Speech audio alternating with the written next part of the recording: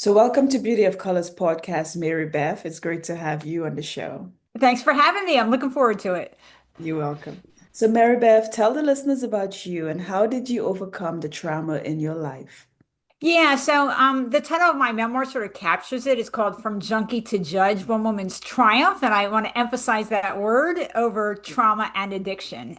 And so for me, the abuse, the neglect, the lack of parental connection started early, and it got really bad when I was 9, and we moved in with my stepfather, who was much more violent than my mother.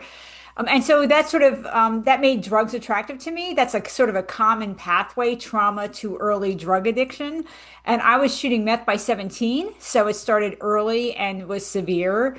And I didn't get sober till I was 32. But my sobriety, my recovery wasn't just about sobriety. It was also about trauma recovery. I had PTSD and I didn't know it. I had very severe anxiety. And so I had to do a lot of work on that side of it. It actually took longer to get my trauma and mental health under good control than my sobriety. So there's a way forward, but we do have to get the help we need and do the work that's needed as well. Wow. So, when did you said that were your mom and your stepdad, were they together or were you living with your mom and your stepdad at the time? So, I mean, my mother was abusive, but it wasn't like at the very extreme level. The problem with her was more that she wasn't really interested in me or connected to me. So I lived with her for a few years. I lived with a great grandmother for a few years. And then when I was 9, she married my stepfather. And so that's when I moved in with them and things sort of it took a severe turn for the worse. Oh, I'm sorry to hear that. So, how can one find their best self? Is there a formula in finding your best self? In finding your best self or in finding the best, yeah. I mean, I will say that for those of us who develop a substance use disorder, which is the modern name for addiction, sometimes families get frustrated because they feel like their loved one has gone to rehab like, 3 times and they're still not succeeding. A lot of times the reason for that is that the underlying issues aren't being addressed. And so, for so many of us, when we go into substance treatment, we also have unresolved trauma or we have untreated mental health disorders. And if you don't tackle both, sobriety is unlikely to happen. And also, I did realize that to live a happy and productive life, I had to deal with the trauma. There was no way to avoid it, no way to get to the place I wanted to be without addressing it.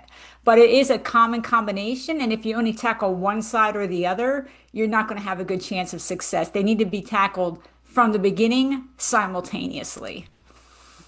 So, Mary Beth, what are some of the questions that someone can ask themselves in the recovery process? Yeah, so I think it's important to really do a sort of to the best of your ability, an honest analysis of what's going on. Because the truth is, therapists, for example, they don't all have expertise in every area. And so it can be important to interview a therapist. When I got home from drug rehab, I interviewed therapists and I asked them about their experience with addiction. I asked them about their experience with trauma, with child abuse, with sexual assault. And it's really important to do that to understand what the specific expertise is of the person, but also how do they approach that therapy? The people have a lot of different methods. Are they going to put you in individual therapy or group therapy? Are they open to medication if you need it? And so it really can be a process of sitting down and making a list of questions of things that you think you need to work on and interviewing the treatment provider to make sure that they meet your needs. Does somebody who is addicted to drugs or any addiction, do they have to get a therapist or can they do it on their own? Is there any brave steps that they can take on their own instead of seeking help out there? Today we talk about addiction, substance use disorder on a spectrum. Just like other mental health conditions like anxiety or depression, you can have a mild addiction, a moderate one, or a severe one. So, what treatment options are right for you can depend in part on where you fall on the spectrum. So, someone with, let's say, a more mild substance use disorder, a more mild addiction, they may be able to resolve that through going to peer support, like Alcoholics Anonymous or Life Rings Secular Recovery or other peer support. They may be able to just do it on their own with the support of friends and family. But if someone's at the more severe end of the spectrum, like I was, 15 years of using meth, severe trauma history, that person is more likely to need an inpatient program or long-term therapy. So you can work with a therapist or what's called a peer support specialist to do an analysis as to what's the right treatment plan for you. So not everyone needs the same thing, and it can depend on where you are on the spectrum, but also, do you have a safe place to live? Do you have supportive friends and family? Do you have a job? There's a lot of factors in what's the right treatment plan. Well, nicely said. So, Mary Beth, tell us about your book. What motivated you to write this book?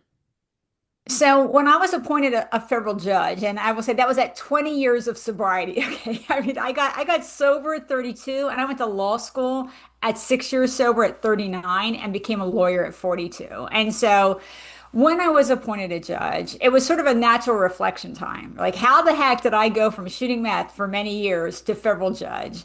And I started thinking about, could my story be of use? And so I read memoir, and I realized I didn't see a book out there that approached it the way I wanted to.